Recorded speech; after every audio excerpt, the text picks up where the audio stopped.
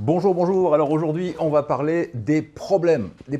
C'est-à-dire que quand tu fais une page de vente, quand tu fais une vidéo de vente, eh bien, tu dois évoquer les problèmes de tes clients. On va voir pourquoi on doit le faire, comment on va le faire, et puis surtout comment aller plus loin. Alors, c'est parti. Les deseo a todos ustedes, a los españoles, los que están fuera de sus casas, que tengan mucha felicidad, mucha alegría y mucho amor. Coger su copa y brindar conmigo, que quiero que pasen ustedes una noche extraordinaria y un año que no se pueda aguantar. Por ustedes.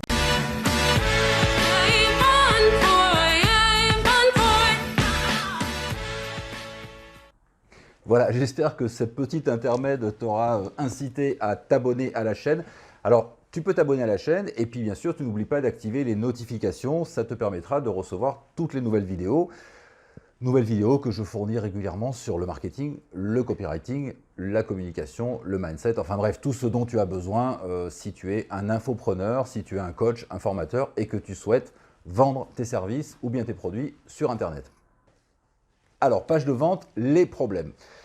Pourquoi est-ce qu'on doit parler des problèmes? Parce qu'en fait, ça permet bien sûr aux gens qui arrivent sur ta page de vente ou bien sur ta vidéo de vente, sur ton argumentaire, ton texte, peu importe, ou bien ton email, peu importe, ça leur permet de s'identifier. Est-ce qu'ils ont, oui ou non, les problèmes que tu évoques? C'est-à-dire, par exemple, je sais pas, si tu vends une méthode pour apprendre la guitare, tu sais, les gens ont des problèmes.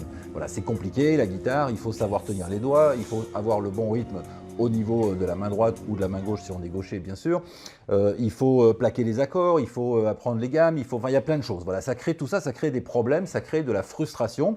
Et donc, les personnes qui s'intéressent à la guitare et qui souhaitent apprendre, ils découvrent en fait ces nouveaux problèmes et ils disent bon comment je fais, tu vois, il y a bien quelqu'un qui va m'aider. Alors dans un temps un peu plus ancien, on pouvait tout simplement prendre des cours de guitare, donc on allait dans une école ou bien on prenait des cours avec un prof, des cours particuliers.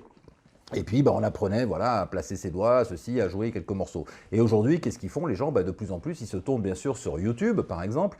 Ils cherchent des vidéos, des tutos, des choses comme ça. Et puis, pourquoi pas, au bout d'un certain temps, pour ceux en tout cas qui sont les plus intéressés et qui veulent vraiment décoller, tu vois, dans leur jeu, eh bien, ils vont peut-être s'acheter des formations, ils vont faire appel à un coach, etc., pour avancer, etc.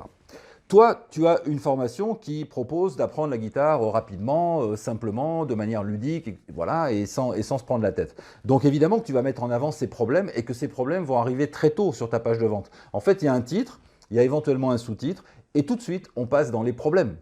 Le problème avec la guitare, c'est que c'est long. Le problème avec la guitare, c'est que vous n'avez peut-être pas la bonne manière de placer les doigts. Le problème, c'est que ça fait mal. Le problème, c'est que peut-être que vous arrivez bien à placer vos doigts, mais du coup, c'est à droite que vous n'êtes pas synchronisé. Ou le problème, c'est que vous n'arrivez pas à chanter en même temps que vous jouez la guitare. Le problème, tu vois. Donc voilà, on fait une liste de problèmes comme ça. Pourquoi est-ce qu'on fait une liste?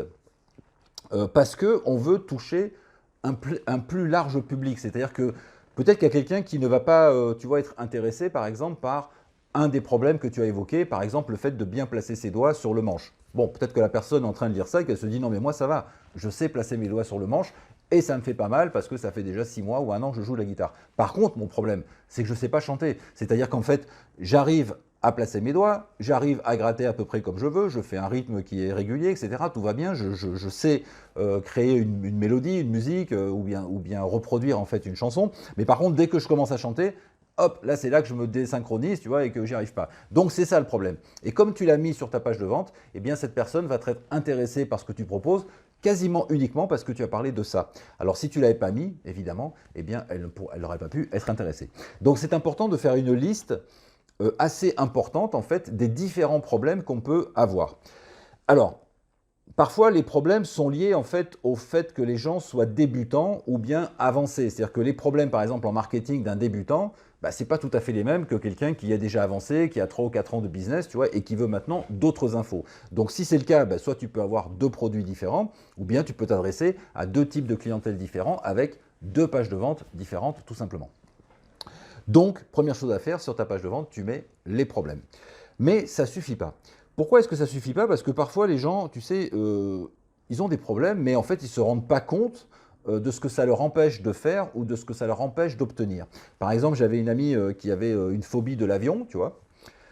On en a parlé parce qu'à l'époque, j'étais praticien EFT, donc j'étais thérapeute, si tu veux. Donc, voilà, j'ai essayé de travailler avec elle sur cette phobie. Mais je voyais bien que ça ne l'intéressait pas plus que ça, finalement. Tu vois, elle était venue un peu en rendez-vous comme ça pour voir un peu ce que je faisais et prendre des nouvelles. Mais traiter sa phobie de l'avion, finalement, pour elle, c'était pas vraiment prioritaire. C'était pas, bon, voilà, elle a une phobie de l'avion, bah tu sais quoi, elle prenait pas l'avion, tout simplement. Alors, en agitant la douleur, c'est-à-dire, tu vois, agiter la douleur, ça veut dire on va lui faire remarquer tout ce qu'elle ne peut pas faire à cause de ça. Bah, évidemment, elle ne peut pas voyager.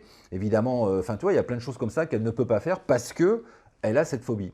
Et donc, c'est là qu'elle va comprendre et se dire à un moment donné, bah oui, effectivement, c'est important parce que là, bah voilà, je suis avec un nouveau copain, il veut absolument qu'on parte, je sais pas moi, en Martinique ou à Cuba ou j'en sais rien. Et finalement, moi, je freine des cas de fer parce que j'ai peur de l'avion, alors que ce serait sûrement une très belle expérience, un beau voyage, c'est génial. Mais voilà, j'ai peur, je ne vais pas le faire.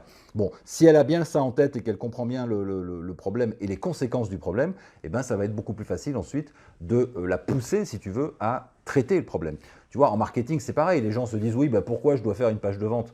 J'ai un produit, je balance des emails ou je mets des publications Facebook et puis voilà. Non, parce que la page de vente, c'est l'argumentaire, etc. Donc, à moi ensuite de montrer en fait à mes contacts que la page de vente, elle est essentielle et que si tu l'as pas et que si tu sais pas la faire, eh ben, c'est un vrai problème. Tu vois ce que je veux dire? Quelqu'un qui a trop de poids, par exemple, peut très bien dire, bon, j'ai trop de poids, c'est comme ça, c'est de famille, toute la famille a trop de poids, tu vois, donc moi aussi, je ne déroge pas à la règle. Bon, c'est comme ça.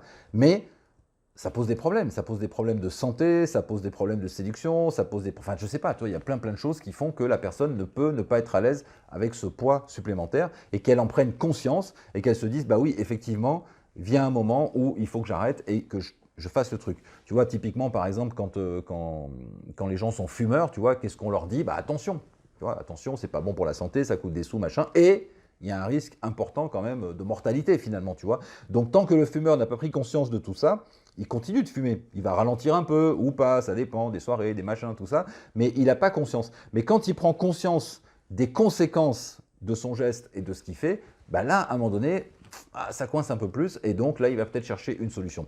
Donc ne te limite pas au problème, mais va un peu plus loin, juste en dessous sur ta page de vente ou sur ton argumentaire en vidéo, va juste un peu plus loin pour dire attention, c'est peut-être pour vous des problèmes mineurs ou bien vous n'avez pas encore bien conscience de ce que ça veut dire, mais ça veut dire ça. Ça veut dire que si vous ne réglez pas ce problème, voilà ce qui va arriver de pire.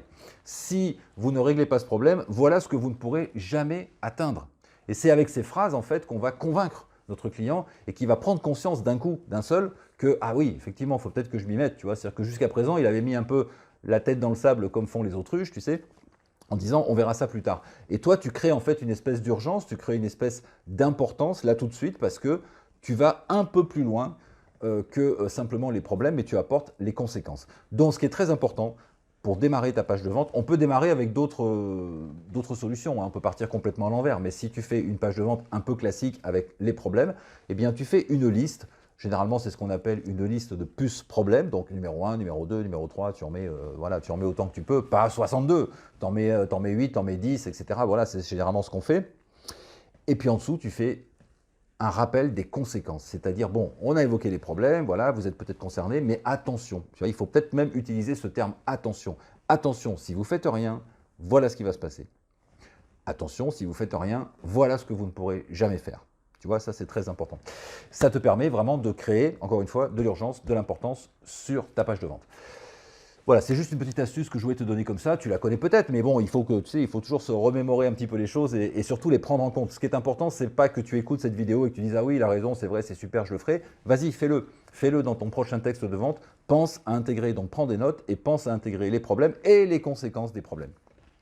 Si tu veux faire une page de vente d'ailleurs de manière presque automatique, tu vois, facile, parce que tout est préparé, eh bien, je t'invite à cliquer sous cette vidéo. Tu as un descriptif, même je mettrai aussi le lien dans les premiers commentaires que je vais épingler.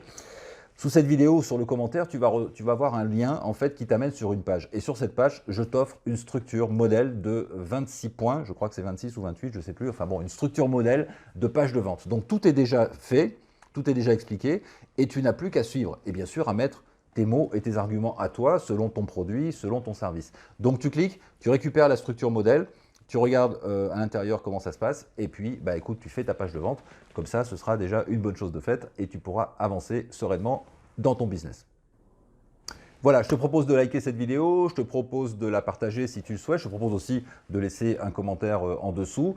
Si tu veux rejoindre ma liste de contacts privés, c'est pareil, tu déroules la barre en dessous, le descriptif, tu verras, il y a pas mal de liens, tu regarderas là-dedans, tu fais ton petit marché et peut-être que ça t'amènera donc à rejoindre ma liste de contacts privés, auquel cas je vais t'envoyer à peu près 1 à 2 emails par semaine, donc pas beaucoup d'emails, mais des emails qui servent à quelque chose, tu vois, des emails de qualité que tu vas adorer.